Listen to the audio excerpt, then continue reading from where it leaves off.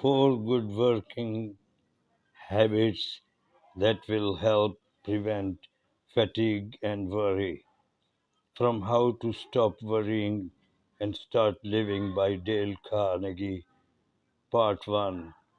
Narration by Riazul Islam Khan.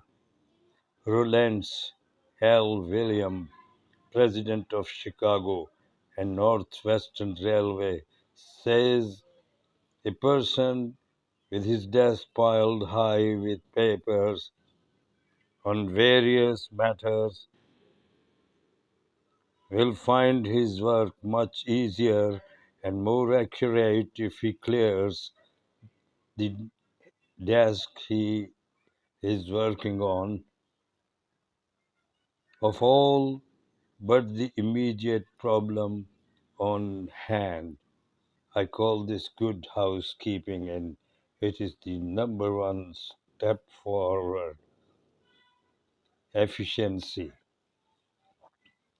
If you visit the Library of Congress in Washington, D.C., you will find 5 words painted on the ceiling, written by the poet Pope.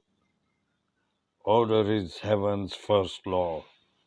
Order ought to be the first law of business too, but is cluttered up with papers that he hasn't looked at for weeks. In fact, the publisher of a New Orleans newspaper once told me that his secretary cleared up one of his desks and found a typewriter that he had been asking for and was missing for 2 years. The mere sight of a desk littered with unanswered mails, reports, and memos was enough to breed confusion, tension, and worries. It is much worse than that.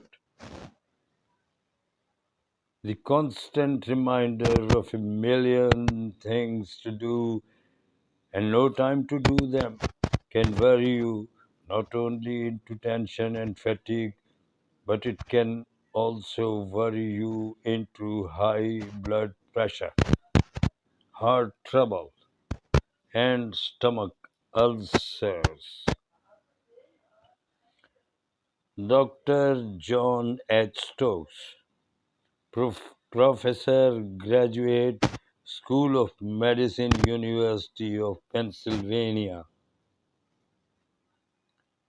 read a paper before the National Convention of the American Medical Association,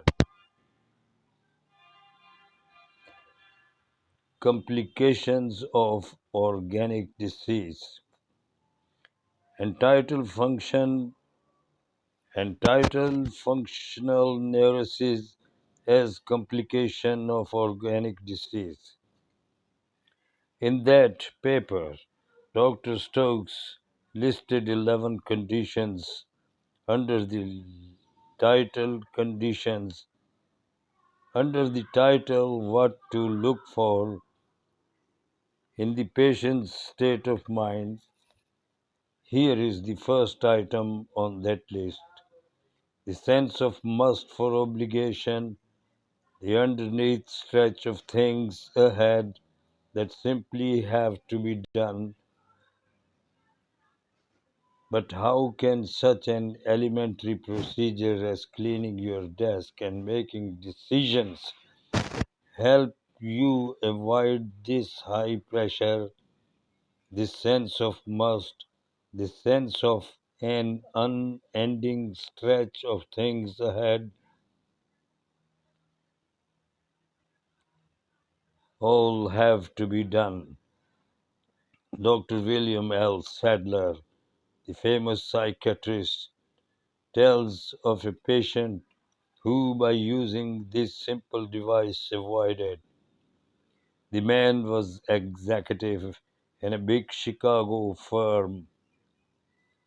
VG came to Dr. Sadler's office. He was tense, nervous, and worried. He knew he was heading for a tailspin, but he couldn't quite work. He had to have help. Now over to part two. Thank you.